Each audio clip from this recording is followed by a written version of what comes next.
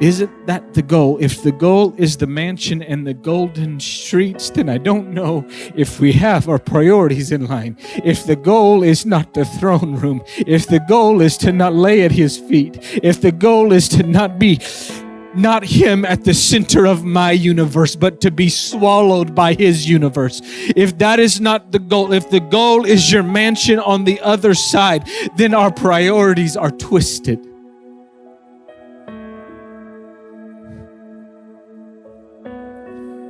The goal is him.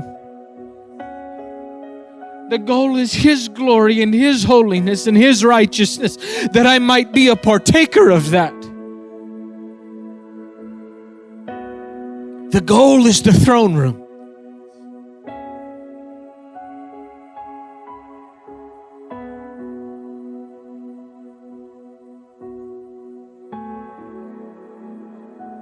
The Bible teaches on earth as it is in heaven.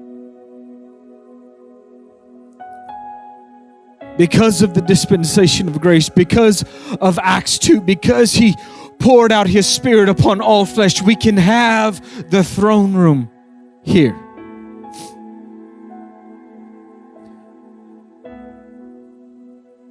But it requires everything.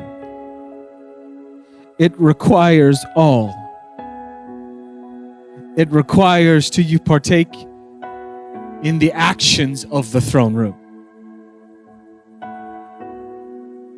To never let another word leave your mouth unless it is to declare the holiness of who he is. Yeah, but I'm human. I understand that. And we can talk about how life is life, and we have to do life, and we have to pay bills, and we have to be a good steward over those bills, and we have to be a good steward when he gives us children. And life just happens. I get that. So how can everything that we say just be the holiness of who he is?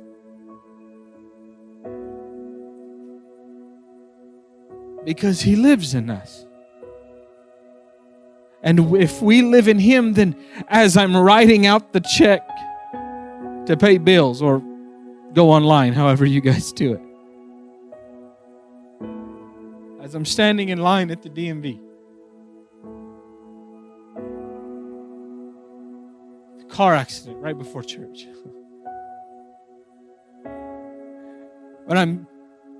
Or you are sitting in a room and you're trying to study and you're trying to press in and you're trying to hear the voice of God, and it's not that he's quiet, it's that there's silence and you hear nothing. It is in those moments that I still utter the holiness and the glory of who he is. It is on the mountaintops and in the valleys that I cast my crown before his feet. And I declare that he is worthy. It is when I feel like it and when I don't feel like it. It is when we have good reports and when we have bad reports. It's when our children are lost and undone and are living wayward, yet I shall still serve him. As for me and my house, we will serve him. I know that they're gone. I know they're gone. They're not here this morning. And I don't know about you, your conviction about this may be different, but God changed my conviction about something. I said, but they still love you, Jesus. They've just given up on people. And no, that is an excuse from the pit of hell. If you love me, you'll follow my commandments. That's what the word says. If they're drinking and they're doing whatever, lost in greed, lost in lust. That might irritate some parents here today. But I was one that was lost and undone. And I can look at you honestly and say, I did not love Jesus in that moment. Well, how can you say that? You don't know my children. You don't know where they are. No, I was there. I know. I did not give him a second thought from day to day. He didn't cross my mind. When I'm in love with something, when like my wife, I'm in love with her, there's not a day that goes by that when I wake up, she is not the first thing. I will roll over and I look at her and she's there. I can't go more than a few hours without getting a text message or there's constant. Why? Because I'm in love.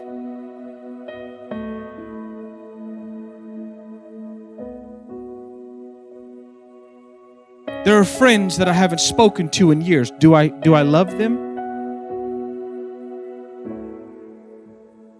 Or is it a deep respect for the fact that I went and did something with them years ago when we were friends and we had a relationship, but I had drifted apart from that relationship, and now I have a respect for them. But if they called me, I may not show up anymore.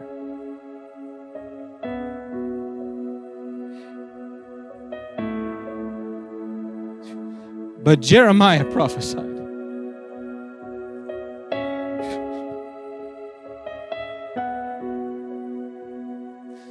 This is what he said. This is what he said.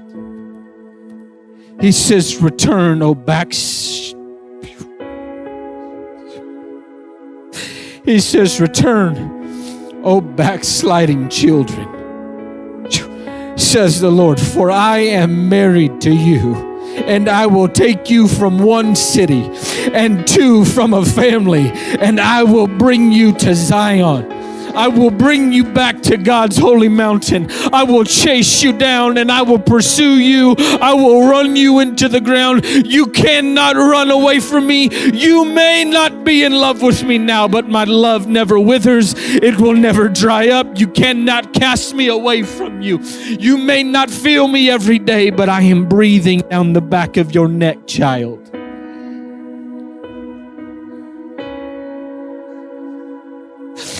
He is saying, return to me, children, for I am married to you. You are my bride, and I beckon you to be without spot, wrinkle, or blemish. Come to me, and I will wash you in my blood. I will cleanse you with my righteousness. I will make you holy, and I will make you pure.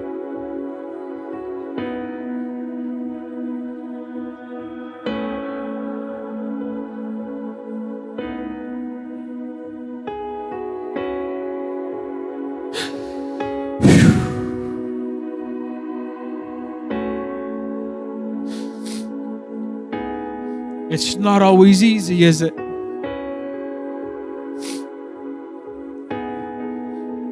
It's not always easy to accept the reality of the situation.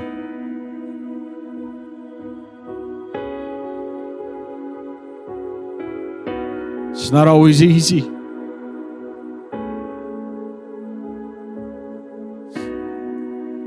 It would be wonderful if we could use grace and mercy as an occasion to do whatever we want to do.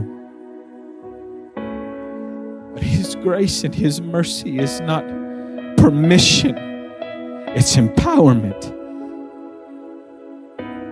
It is not permission to do as we please, but it is the empowerment to keep the standard.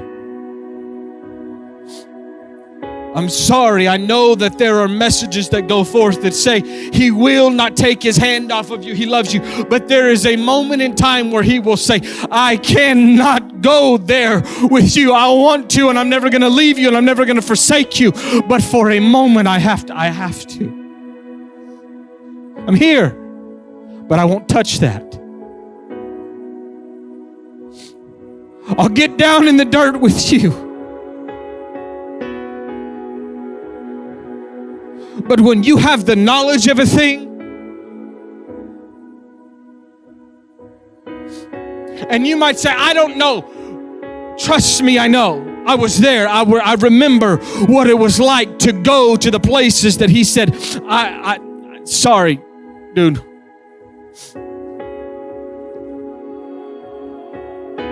I will not go there with you, Saul. I will remove my hand and choose another.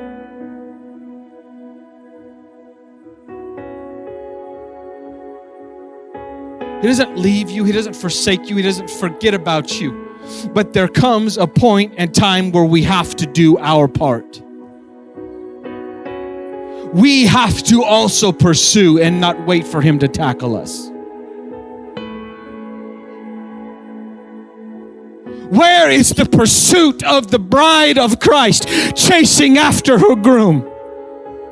Where is the pursuit of the bride of Christ that says, I will make sure that my garments are pure and remain without spot, wrinkle, or blemish. I will stay in your presence. I will wash myself daily with the water of your word, and I will remain pure before your sight.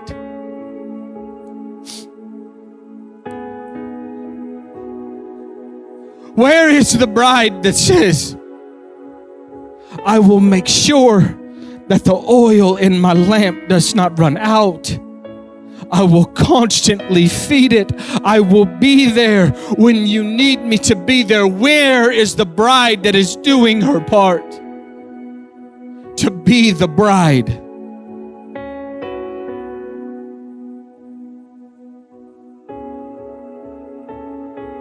Who are we this morning? What are we this morning?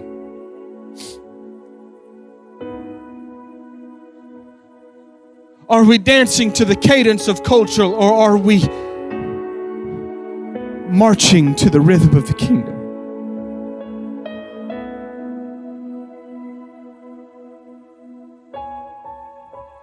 He is the water and he is the well. He is both. I can't have one without the other. He is our groom. He is beckoning us this morning, longing for intimacy with his bride. He is coming back. He is returning.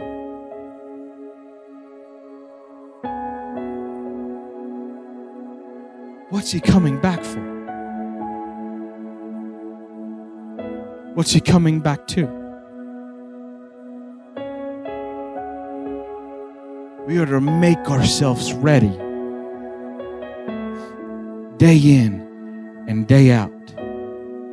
The consistent application of elementary things. What does that mean?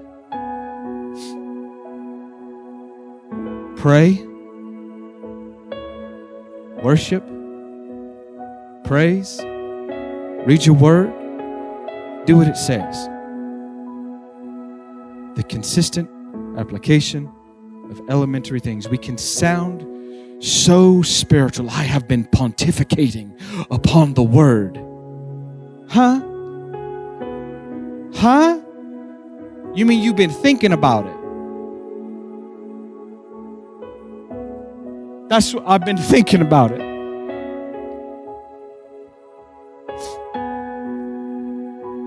When was the last time you thought about the word? Not reading it and sitting there at your table and becoming hyper emotional. Oh God, I love your word. There's a time and a place for that, and that is necessary. But when was the time? I love that with my wife, but some of the greatest times I have ever spent with my wife is driving to the coast, not saying a word. There's no music on, there's nothing. I am sitting there in her presence and she is in my presence. We are holding hands doing nothing.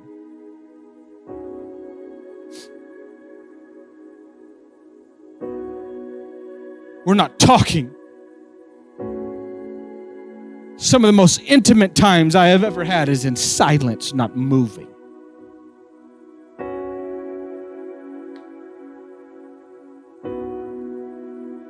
Thinking.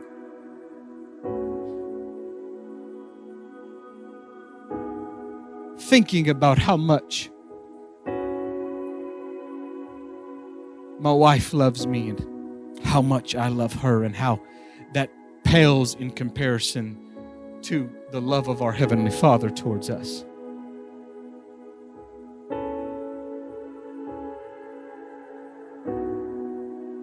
He loves you this morning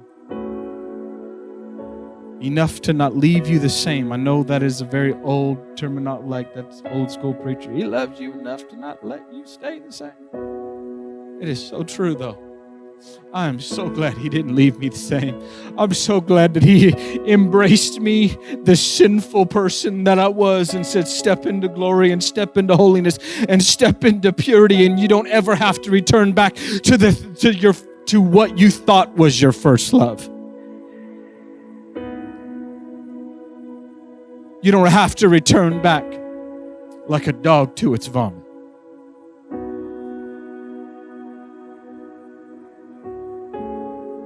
Who are we this morning?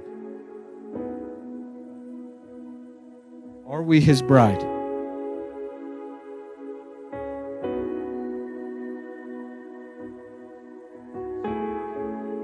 He loves us so much.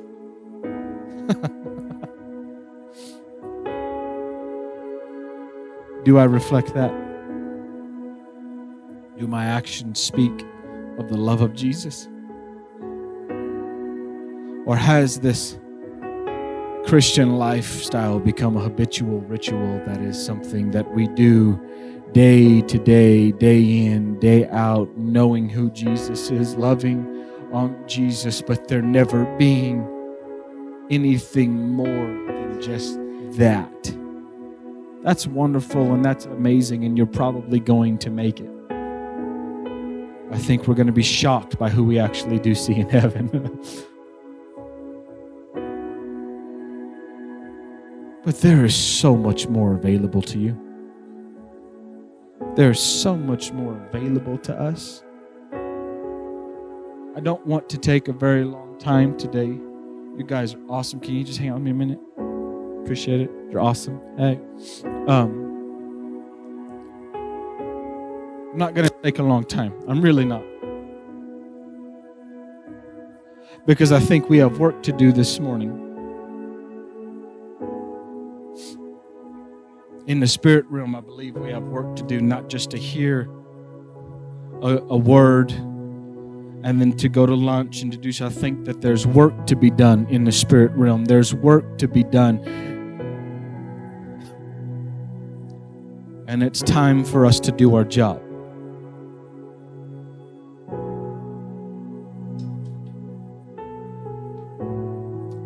On Friday night, I haven't even told Chelsea this. On Friday night, I was putting my son to sleep, Wyatt.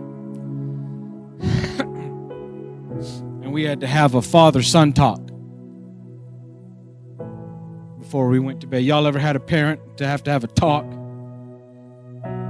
with you before you go to bed?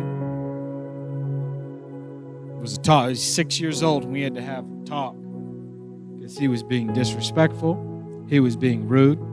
He was not listening. Bad little attitude. His Sumner was showing. And we began to talk. Oh, trust me, there are times that it goes beyond that. Spare the rod, spoil the child. But as we begin to talk, and I saw him understanding that you're not allowed to do that. Did he get up the next day and do it again? Yeah. You have to listen.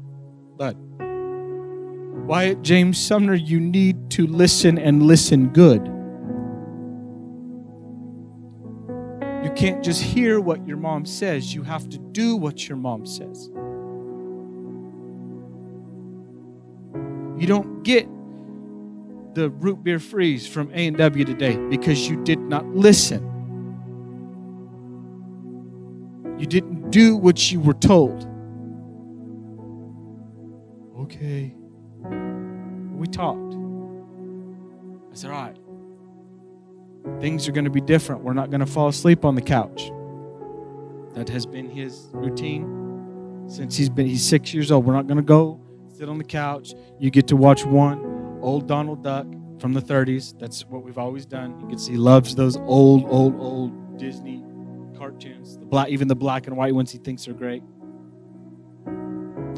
But you have matured past that point now.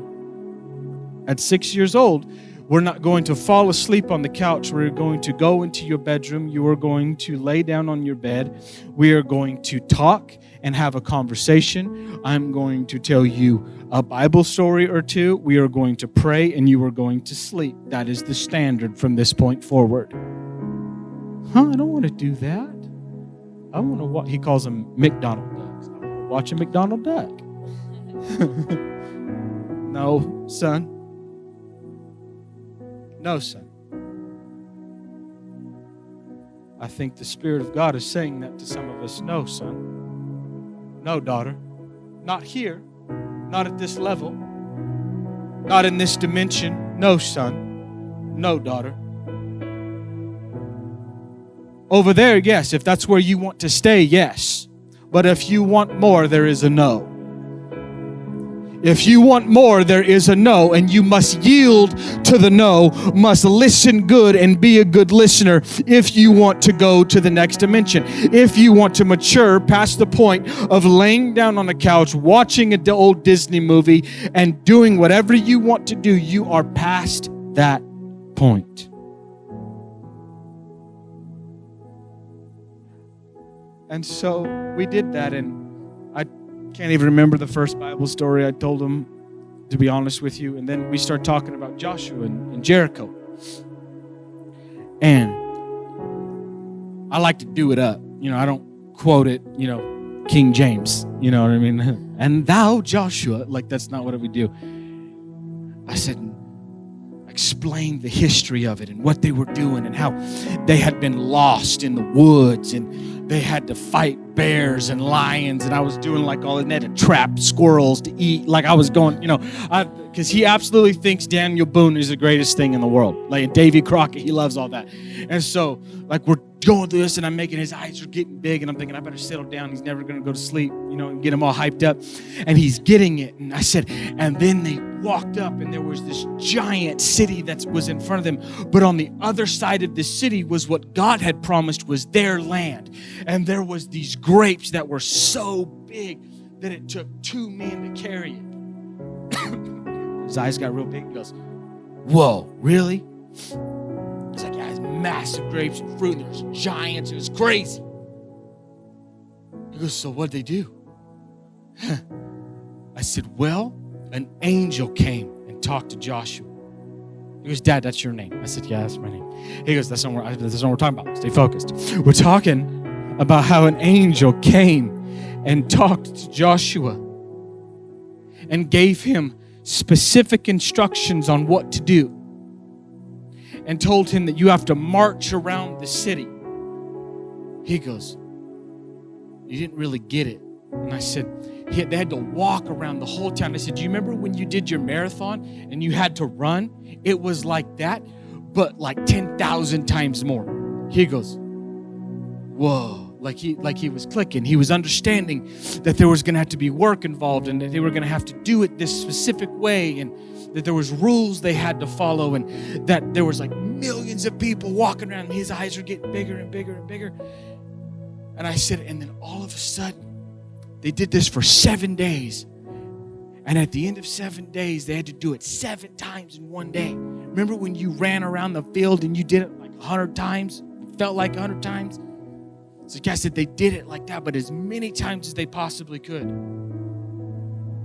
I bet they were tired. And we were talking and back and forth. I said, yeah, they were. I said, then they shouted. And I said, you know that horn that's up in Pop's office? That shofar? He goes, yeah, I think it smells really bad. And I was like, yeah, it stinks on the inside of that horn, huh? He's like, yeah, it's disgusting. And I said, you blow on that? And I said, there was priests that blew on those, and there was like an earthquake that began to happen, and the walls fell down, and all of the people stormed into the city, and they won. They beat them, and they got their prize, and they did it. They won. And I thought he was going to be all excited, and he got real. And he looked at me. He said, Dad, he goes, it's a real good thing that Joshua listened good, huh? I said, what do you mean? He goes, because if he wouldn't have been a good listener, he probably would have only went around 6 times and then the walls wouldn't have fallen. He said, but he was a good listener. And they went around 7 times. And then the gates fell down. He goes, I love you. And then rolled over and went to sleep. I said, no, keep going. Acts 2, son. Keep prophesying.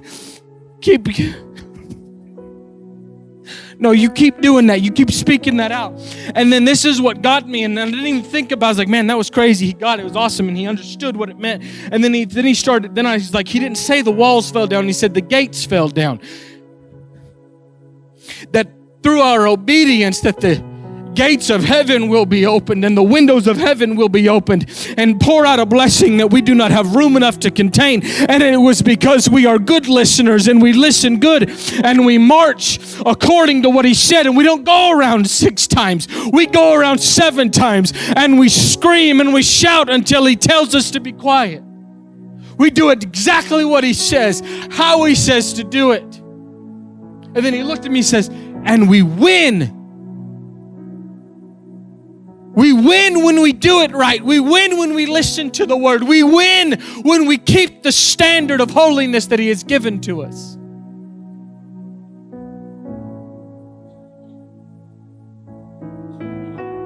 I was silent trying to get a word from the Lord to present today. It was silent. I couldn't hear anything. And then my son at 6 years old is talking about being a good listener. I'm like, you preach on Sunday.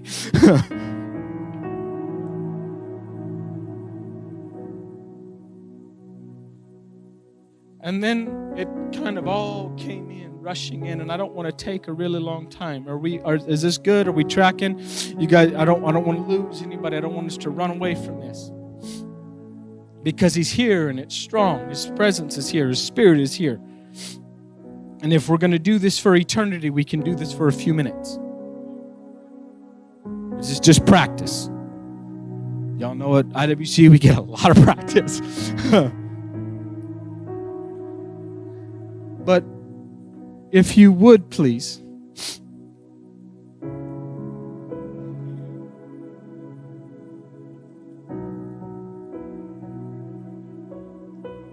turn with me to Jeremiah.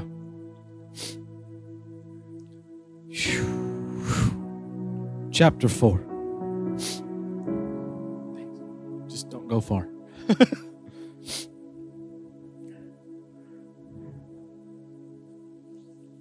Chapter 4, verse 3.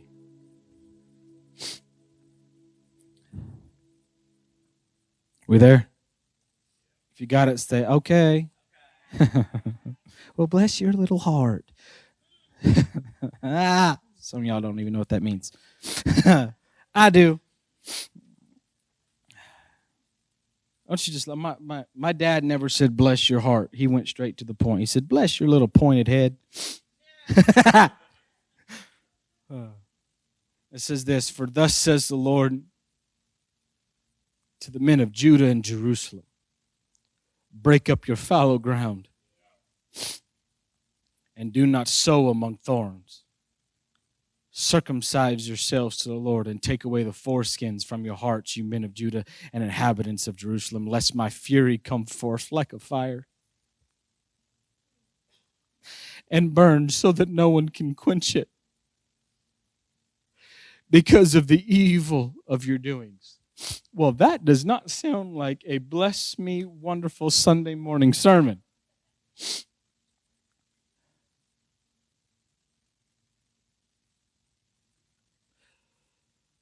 There is, if I was going to title this, it would be, Can I Fallow and Still Follow? I mean, we've been talking about following Jesus for the past few weeks. We've been talking about staying in line and staying in step with him.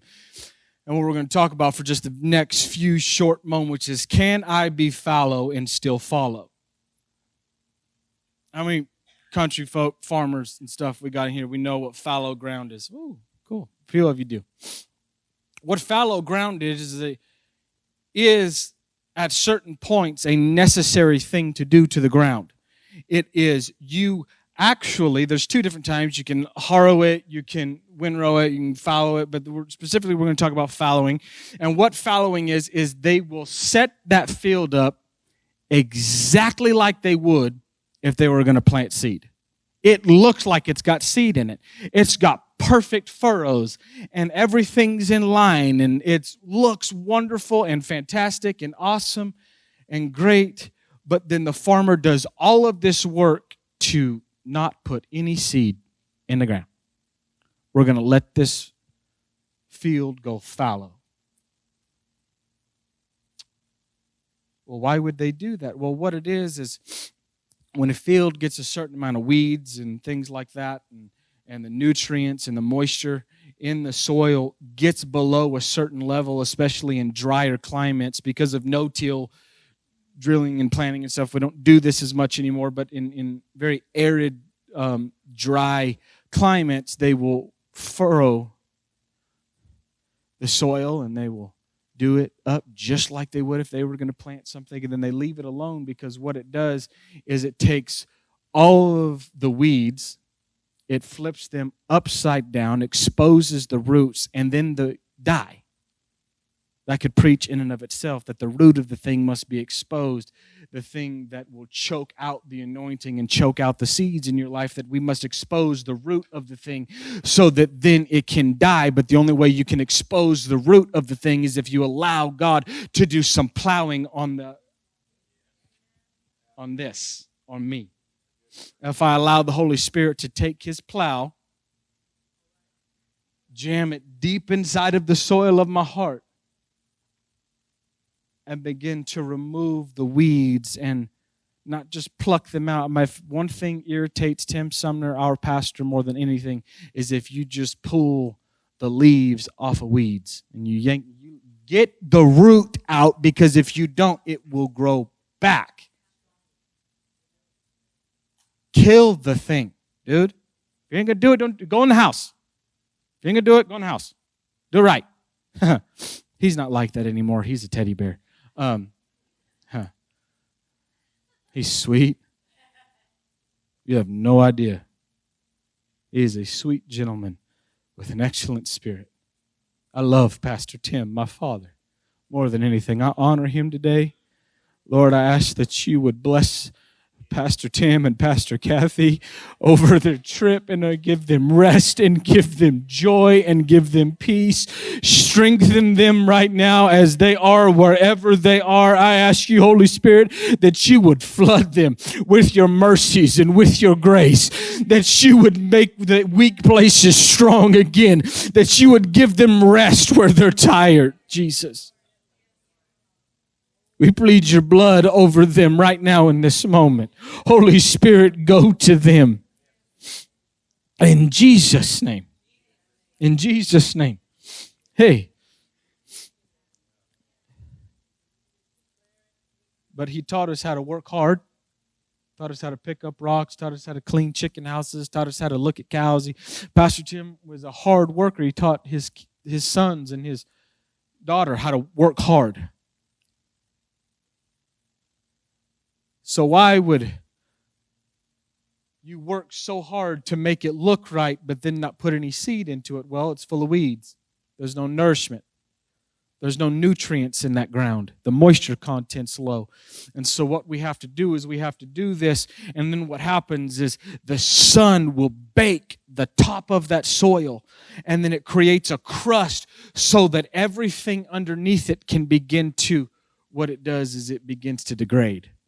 Those things that were the roots and the weeds and the nastiness that used to choke out the anointing and used to choke the seed and would choke out the crop. Now what it does is it becomes nutrients that go back into the soil, so that when we come back to this again, we can plant good seed into good ground, because the moisture content has been raised, the nutrient level has been raised, and now it can be overturned in good seed planted in the soil.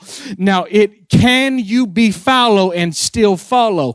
Absolutely you can, but you can only remain fallow for a season. Don't get stuck in your fallow season. Don't let your good soil turn to hard pan because you're comfortable looking like you have seed but not producing any fruit. I was going to have pictures and stuff, but I don't. If you look up fallow ground, you will see pictures of a field that looks like it's about to produce fruit. It looks amazing. The soil is dark and great and wonderful and awesome. Ain't nothing in that ground. You know, one of the definitions of fallow means it means not pregnant. Carrying no seed. Carrying no life. Is there a time that is okay? Yes. There is a time where you come into this place and you are fallow, and I ain't got nothing in me. Man, I've been in church for 49,500 years, and I ain't got nothing. I have been taken from, and they keep putting seed in me, and they keep giving harvest, and I keep working, and now all I want to do is just sit here, and he says, take your rest. Take your rest. It is okay. But for a season only. Because what happens eventually, if you let a piece of property stay fallow, the soil becomes no good. And you have to go in, and it is a long, strenuous, expensive thing to get that soil back right again. You got to put additives in it. You got to pay people to come get soil samples. It is a long process that can be avoided if you will say, I will leave Egypt when it's time. See, now Joseph, we all know the story of Joseph. Coat of many colors, thrown in a pit, sold into slavery, worked for Potiphar. In every situation he was in, he rose to the top. He was a leader among leaders. He was amazing. He ends up being second command over all of Egypt. Fantastic, right? Awesome story. We all want to be Joseph. Kind of. I don't know if I want to go through what Joseph had to go through. I'd rather just be on the mountaintop and be second command over the most powerful nation in the world and not have to go to prison and not have to let people lie on me and then not defend myself. Not let people say, oh, you did this, and this, and then say, keep my mouth shut and just go to jail anyways. I don't know if I want to do all that. But what ends up happening is all of the Hebrew people and Israel and everybody comes in. The nation of the Hebraic people of the time come because there's a famine in the land, right? You all know the story. There's famine in the land. Joseph is there. All of his brothers show up. Benjamin and the whole lot. He feeds them. What happens when you stay a place that you were only supposed to be there for a season?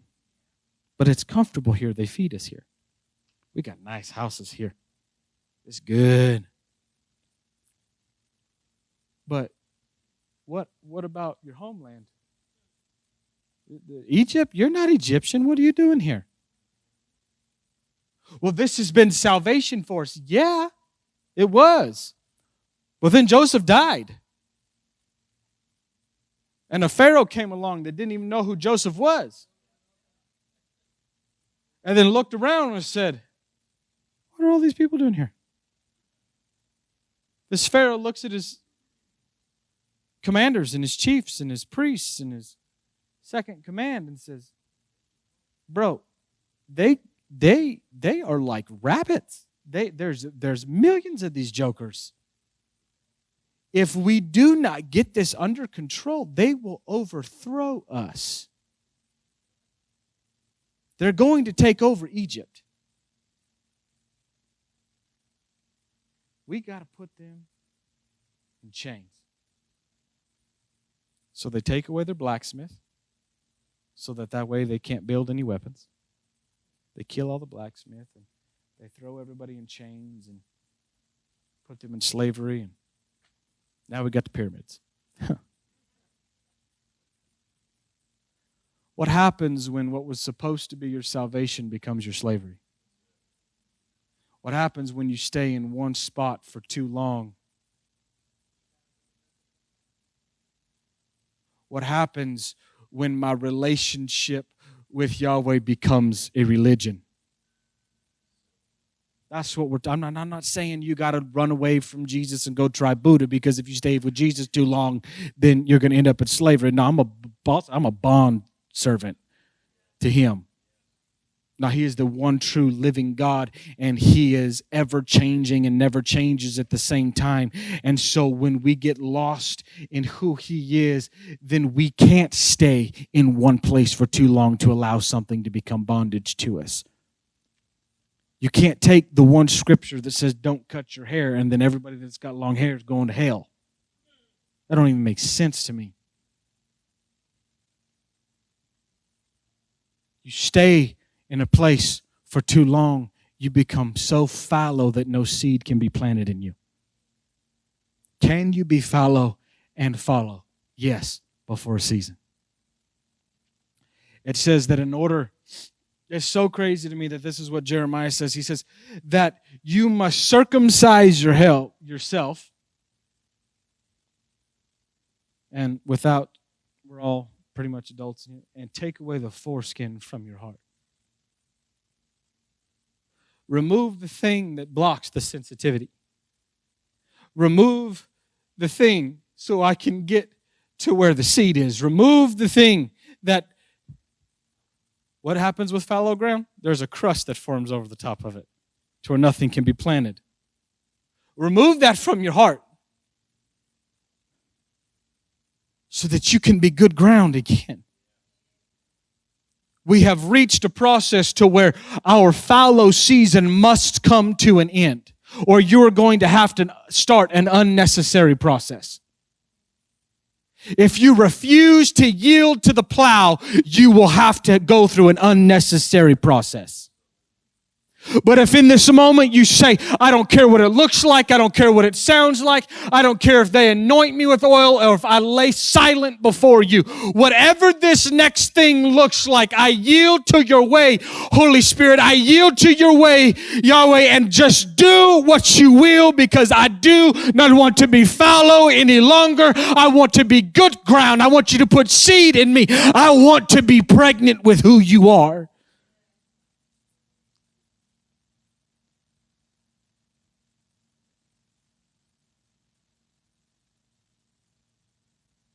Well, I've been doing this forever. I'm good.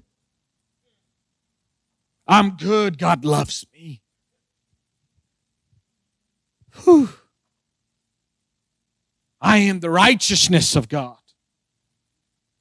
I know. We know. But if you turn over to Hosea,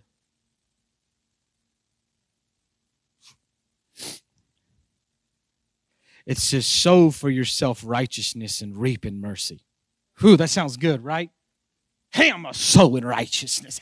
I'm going to reap in mercy. He's going to pick me up and carry me and set me down in a field full of, no, bro. Yes, he will. And we like to stop reading after we sow in righteousness and reap in mercy. And then it goes on to say, break up your fallow ground, for it is time to seek the Lord till he comes and rains righteousness on you. It is not me that obtains his righteousness. It is him pouring his righteousness out on me. I am not righteous. I don't care. I'm not right. It's his righteousness on the inside of me that makes me righteous. It is his holiness. It is his glory that is on the inside of me that makes me acceptable to him.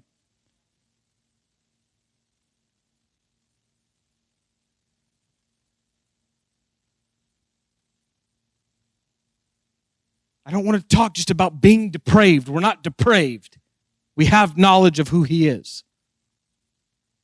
But we were all born with a sin nature. And I know, so you're telling me that if a baby dies, it's going... No, dude, chill with your theology for a second.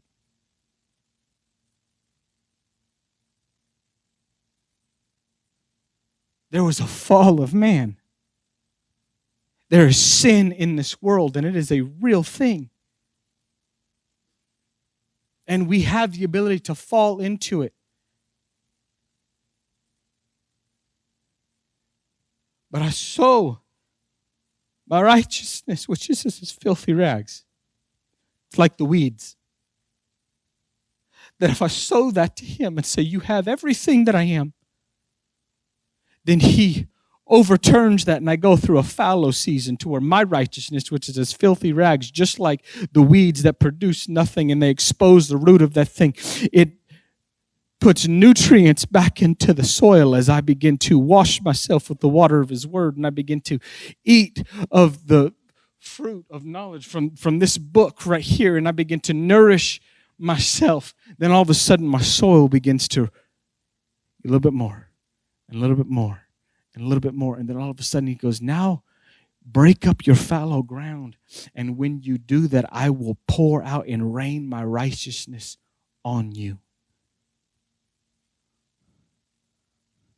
Well, how does that happen? If you read just above that in Hosea, it says this. Ephraim is a trained heifer. I don't know why that makes me laugh. I know I'm supposed to be serious right now, but it says Ephraim's a heifer. Ephraim is a trained heifer that loves to thresh grain. Boy, don't we love to thresh grain? Tell me I know what that means. That's after all of the work is done. That's after the harvest. That's after you've went out with your sickle and you've done all the work, and now it's time to come to the threshing floor. And they would take their animals and they would walk all over the grain, and then they'd scoop the grain up in a basket, and then they would throw it up in the air, and the wind would come and it would take all the chaff and the nasty and the hulls away, and the seed of grain would fall back into the basket. That's fun. We're throwing stuff in the air and we're making a mess and we're having a party because harvest is here. And that's fantastic and that's wonderful and it's amazing. And we have become trained heifers that all we know how to do is throw grain in the air. And we've thrown the same grain in the air for so long that grain can no longer be planted in the ground. The seed is gone. Before long, you'll throw that basket of seed up in the air and the wind will take it away too. It's gone. We have become heifers. Trained.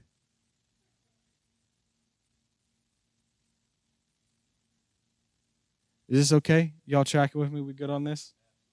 I hope so. Like Pastor says, if you don't love me, you can't go to heaven.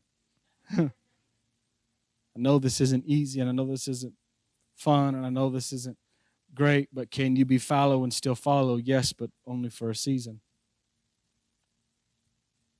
He'll never leave me and forsake me. That is so true. We must do our part. And then this is what it says. It goes, but I have harnessed her fair neck, and I will make Ephraim pull a plow. Excuse me? I'm the Son of God. I'm the chosen one. I dare a demon come into my presence.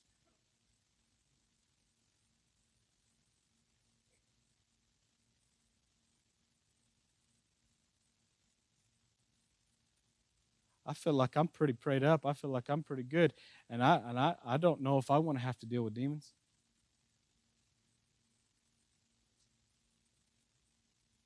I heard a preacher say this the other day. If it wasn't for pride, every demon in hell would be around the throne worshiping.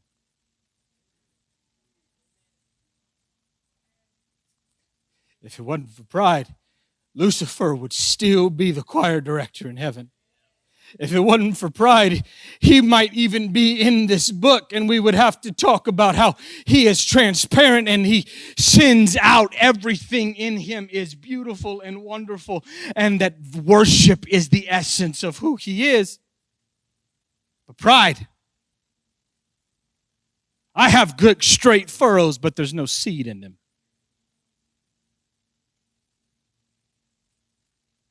Don't mean to be harsh. I'm not telling you anything that you ain't raked me over the coals with already. You're good, Sumner. You look good. You look great. You get up there and your gift produces. But does your character follow it? My gift is without repentance. It's going to produce every time you get up there. I promise you it will. Because there's something about God is so good that He will meet the people in the crowd if they are hungry enough, no matter what the character's like on stage. But I want to be a worthy vessel. I want every single person here to be a worthy vessel of Him saying, I will pour out my Spirit upon you, and you can go to the next dimension with me, and we can walk into Walmarts, and we can walk into Target, and where you go, heaven goes with you, and the demoniacs will cry out, not for your sake, but for the glory of the kingdom's sake, that you don't even have to say a word, and freedom is established, and you don't even know that it happens. It's just because you walked into the room.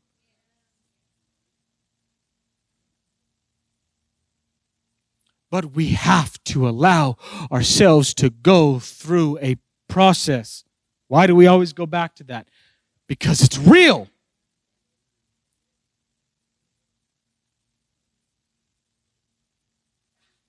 Yeah, but the Bible teaches that we can be like a tree planted by the rivers of living water, and our leaf never willow, and we don't go furrow. And absolutely. But do you think that it is the same drop of water that passes by those roots over and over and over and over and over and over and over and over? No, it's brand new every day. The water is different every time it passes over those roots. They get different nutrients from those roots every day. There are times that, I'm sorry, that's what it is. Life happens and you have to go through things. One day the water may be really calm that nourishes those roots. Other days it might look like a whitewater, rapid, crazy, Tokyo drifting, fast and furious, nutso, whatever you want to call it. But it's all the water of the Word that's nourishing us.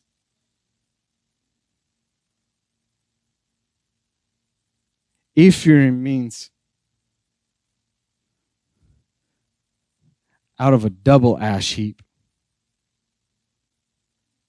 And it means doubly fruitful. What in the world does that mean? You ever notice that after you set a field on fire,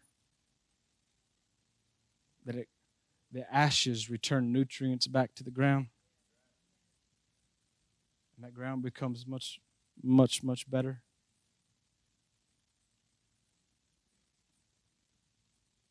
I think we need to be visited by the fire of God. Just like in Jeremiah, we just read it. I will visit you with a fire that cannot be quenched because of your evil doings. It's funny how He will still visit you with a fire that cannot be quenched if you will align yourself with the standard. He wants to burn on the inside of us. He wants to burn away the things that don't measure up to the standard so that your soil may be tilled again, so that good, and it means double fruit, can come from your soil.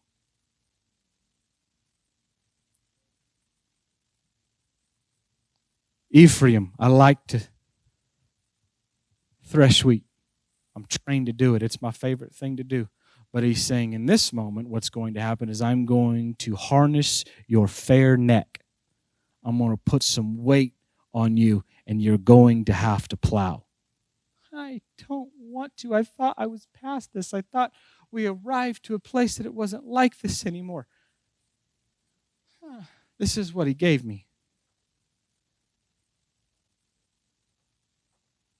Don't you think I want to come in here and smack you in the forehead with some oil? Ah, Jesus, come on. We ain't got no drums, or we don't need no music. Hey, we don't need no, just go for it. I wish no. He's saying, no, you have become trained heifers that like to throw your wheat in the air and show off how much you know about God. But He's saying, I'm about to hook a plow to you, and you're going to have to go back through this thing. I don't want to. And He says, it don't matter. That's what we're doing. You want to follow me? This is what we're doing. You want to go where I'm going? We got to plow fields. Because this thing is the fight is no longer for yourself. Your fight is for your neighbor. I'm sorry. There will always be a fight. There will always be warfare. I'm to a place now to where I ain't fighting for me. I know who I am in Jesus, not arrogantly or proud, but I know who He is on the inside of me. And there is a spiritual authority and there is an anointing on each one of our lives that when we come into the knowledge of who He is on the inside of us, then I am no longer warring for my salvation, but there are millions of people around me that need somebody that says, I will stand in the gap. I will be the one that fights to make sure that there's a hedge of protection. I will plead your blood. I will go to war in the heavenlies for them. Where is that? There comes a point where it can't just be about me and mine.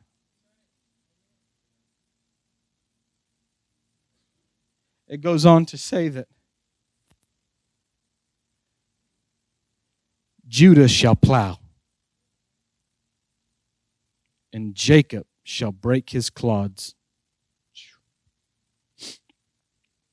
Judah shall plow. What is Judah? To be praised.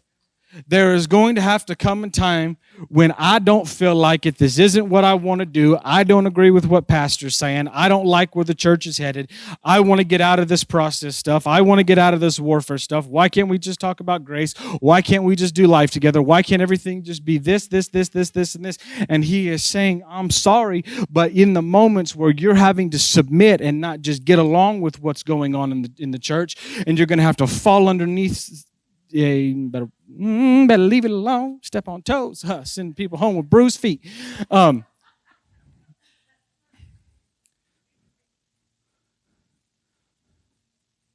happens when I don't want to do it?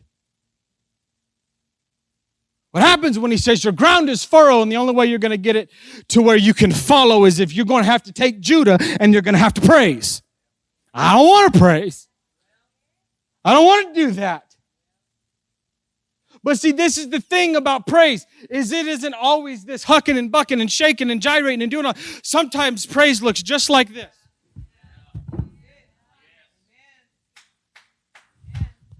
Sometimes that's what it looks like, is I am on my face and I am lavishing myself on Him and He is lavishing Himself on me. And it isn't this torrential warfare that's going on in the Spirit. It is I fight from a place of victory to make sure that my ground is plowed, because I am fighting and I am plowing not from a place of work, but from a place of praise and victory. That my ground and my soil will be good soil because I have been furrowed and I have been fallowed and the roots have been exposed to my issues. The weeds are dead, and now He wants to overturn the soil of my heart so He can put good seed on the inside of us.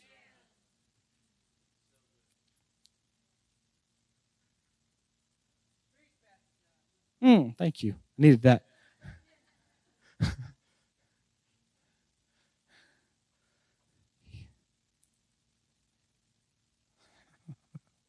He's good. You can be plowed and not pregnant.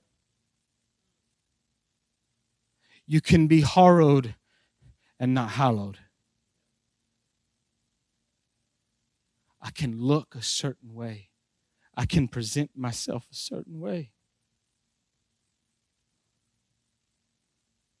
And there be nothing there. Am I saying that's you? I don't know. I have no idea. This may not be for anybody else in this room but me. But I do know that we all have room for improvement. And none of us arrive. None of us arrive. I have not arrived. There are aspects of His grace and mercy that I might even look at and be like, I don't know about that. That's a little sappy. But what if but it's so much deeper than that? There are aspects of warfare that I have not even begun to go into. There are aspects of praise, worship, and prayer that we know nothing about, that He is inviting us into, but He's saying, we got to do this. You can't just throw your wheat in the air anymore. We've got to hook up the plow. We got to plow more. We got to plow more. We got to go to the next dimension. And it's going to take a plow, and it's going to take your praise. And then what happens is it goes from Ephraim having to carry the weight of the plow to praise being the one behind it, making sure that the furrows are straight and doing the actual plowing, to then Jacob says he breaks up the clods, heel grabber, supplanter, swindler, backbiter, manipulative little turd.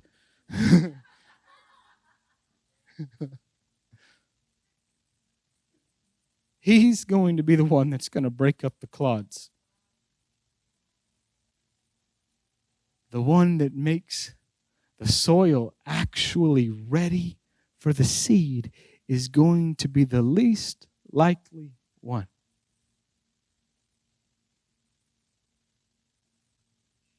Jacob. I'm going to get my way. Some of us, rather it's immediate, or some of us are patient. We're going to get our way in 6 months from now. I'll manipulate 4 or 5 different people so it gets back around to that one person, and then I'll get my way from them one way or another. I'll get my way from Pastor. What I'll do is I'll talk to this one and I'll talk to this one, and I'll plant seed thoughts in that person's ear and seed thoughts in that person's ear, and then they'll go to Pastor, and when they talk to Pastor, then they'll plant a seed thought in him, and then I'll be able to watch that grow as I sit back and manipulate what absolutely not. I rebuke you. And that spirit? Absolutely not. I will break up the clods. I will wrestle with the clods. I will wrestle with the thing that's on the inside of me. I will be Jacob, and I will wrestle because I'm going to get my way. I'm going to get my way. I'm going to get my way. God, I need my way. What if that's what it was? Started out a wrestling match with God. You're going to bless me. You will bless me.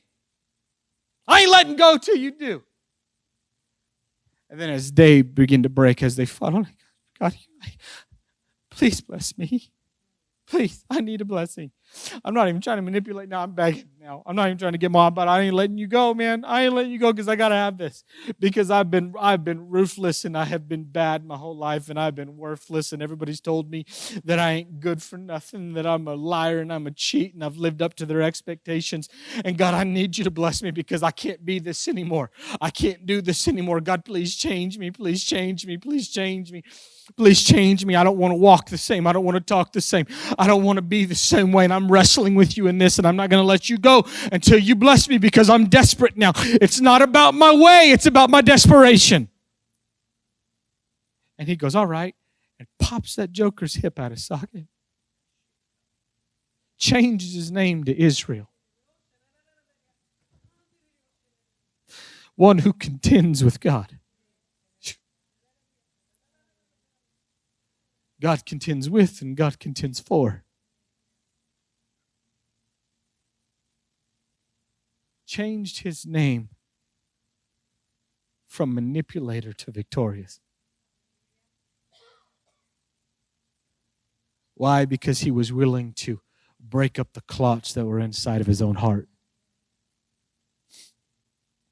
It will take all three. It will take Ephraim. You are going to have to pull a plow.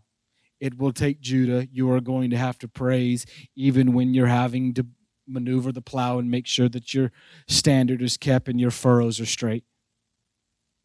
And it will take the Jacob on the inside of you to say, God, I don't want to be Jacob anymore. I need to be Israel. I need you to change my name, and I'm willing to break up every clot in my heart. I'm willing to lay it all at your feet, and you demolish and you overturn the soil of my soul until it is worthy and beneficial for you to plant seed here in me.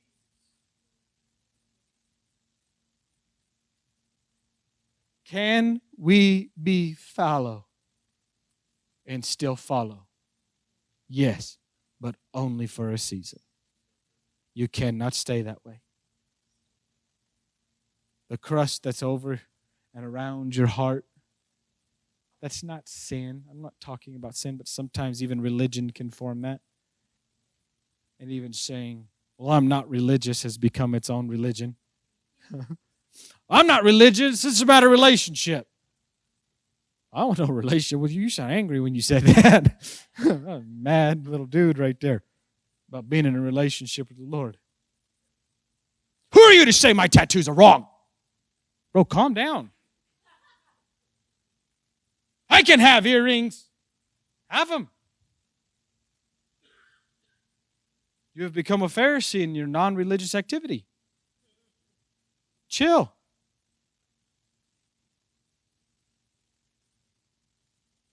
Everyone's welcome here.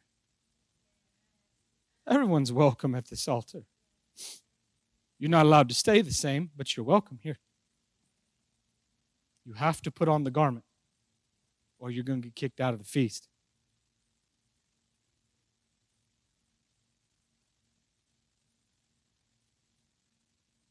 How many of you here say, there are areas in my heart and areas in my life that there is fallow ground? He hasn't. There needs to be adjustments to the soil of your heart. And I'll preface it by saying this, none of us have arrived. I've walked in on Pastor, the one that we hold to this great thing. I've walked in on him, laying on his face before God, repenting of anything that he has done or he doesn't even know that he's done. Breaking up that fallow ground. He doesn't have no fallow ground. Not that I see. Not that anybody else sees, but what do you see? When you go introspective and you look at your own self. Be honest with yourself. Be real with yourself. It doesn't matter if it's gross immoral sin or you just kind of think you've arrived. We all have ground that needs to be overturned. Because there's areas in our life that he wants to put seed in. He wants to make us pregnant with his word and pregnant with his life. Again, fallow means not pregnant. We were designed to carry him. To carry his seed, to carry his word, to carry his spirit. If I could have worship team, whoever, come back up. If that's you, and you say, I got stuff that needs to get overturned. I have soil in my heart that needs to be overturned. If that's you, could you stand to your feet, please? We're with everybody looking around. Everybody looking around. I'm not saying it's sin.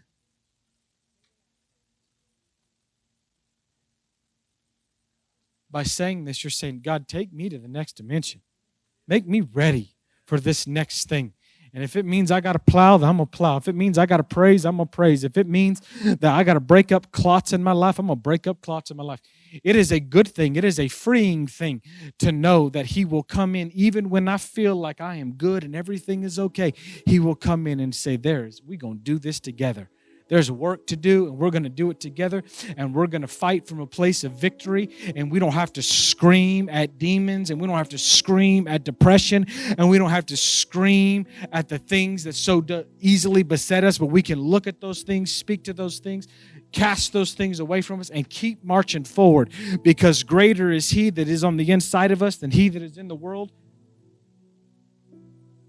Do we not understand that this morning? That for him to overturn the soil of our hearts does not mean that we are in a bad place. It means that we're graduating out of a process. That should be freeing. That I don't have to be Fore anymore. I don't have to go or Fallow anymore. I don't have to go through that. I get to go to the next level. I get to go beyond this. He's going to plant seed on the inside of us today.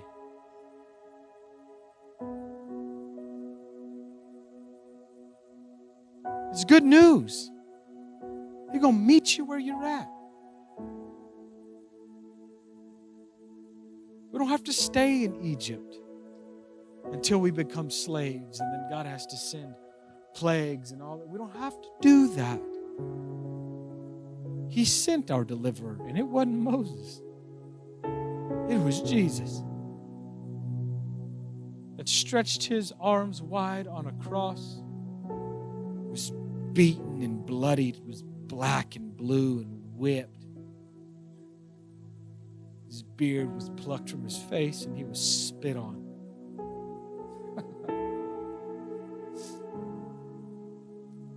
And he says, I do it all for you because I love you. Because you get to graduate from this place.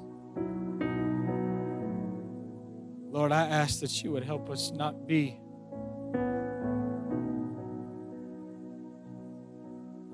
anything but awake to what you would have for us.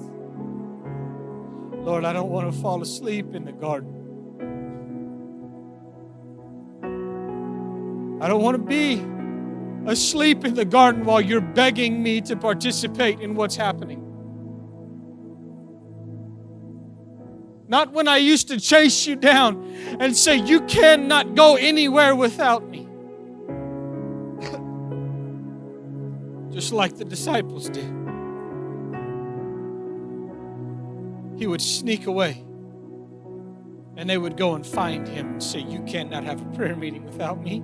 You can't go and touch the Father without me. I'm going to be here, and I'm going to watch you, and I'm going to be with you, and I'll pray with you until the break of dawn. And there is nothing that you're going to do. I will not separate myself from you. I will chase you in the middle of the night. And then when Gethsemane hit, they were found sleeping.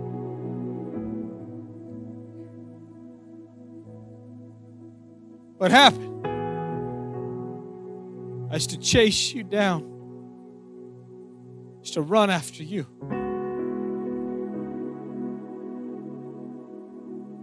And now I've arrived to a place to where I'm just waiting for you to kick me away so that we can have a little bit of time together.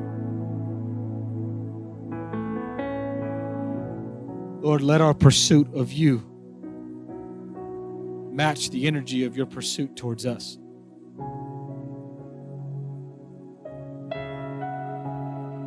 We chase after you as you chase after us, so that we might meet one another and that the fallowness of who we are may be overturned, so that we can receive the seed of Yahweh in our lives, so that we may be doubly fruitful out of the ashes of life circumstances. There is nothing that we go through that is without reason, purpose. Holy Spirit, I ask that you would overturn all of the weeds and expose the roots of who we are. And if it doesn't measure up to the standard of your word, I ask that it would wither away in the bright, shining light of who you are, Jesus. Meet us with fire. Consume us with everything that you are, Yahweh. We worship you and we stand in awe and in reverence of who you are. We need you today more than we needed you yesterday. We pursue you, Jesus. We pursue you, Holy Spirit.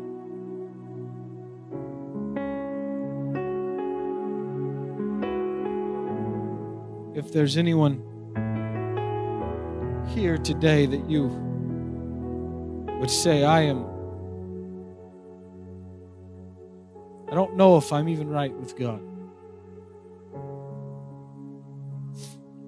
I don't know. I haven't really felt it while I go to church. I even pray and read my word, and I do those things. But I don't know if I'm captivated by him the way that I once was. It's consumed by him the way I was when I first fell in love with him.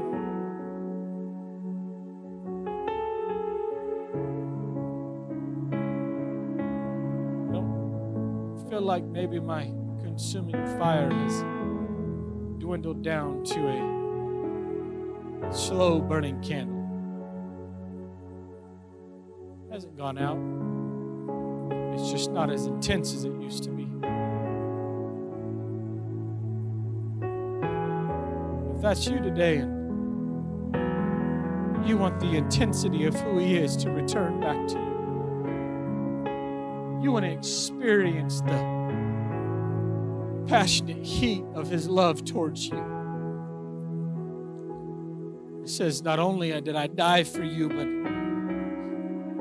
I rose again for you. There was a resurrection for you, so that I would be the firstborn of many brethren, that you would follow in my example, that you would die with me so that you could be resurrected with me. I love you enough to kill you and then bring you back. I love you enough to get rid of the flesh man, the old nature that desires the things that do not measure up to my word. I love you enough to never allow those things to live again.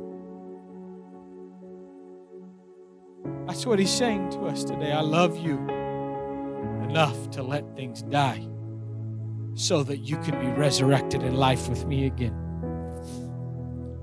If that's you today and you want to experience more intensity, more love, more fire, I would ask you to come forward this morning.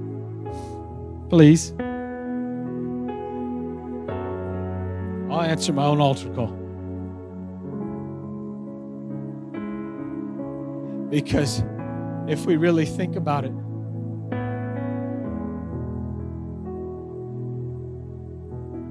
He is an all-consuming fire. And there's always room for me to burn brighter. There's always more room for intensity. There's always more room. So I answer my own altar call and say, God, I need you more. I haven't arrived and I need you more. I need you to meet me right here. If I could have 2 or 3 guys come and pray with this man right here. Lead him. Explain salvation to him. Lead him through the sinner's prayer, whatever that's supposed to look like.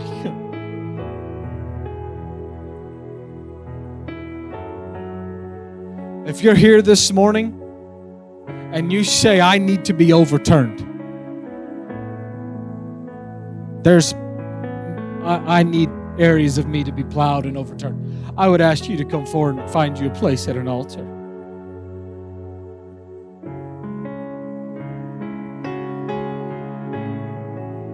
This is where it happens.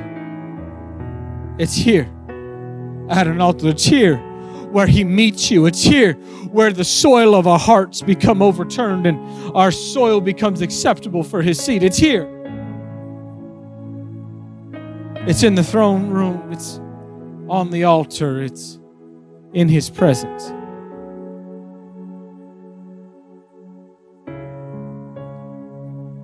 Jesus, we thank you. Jesus, we worship you.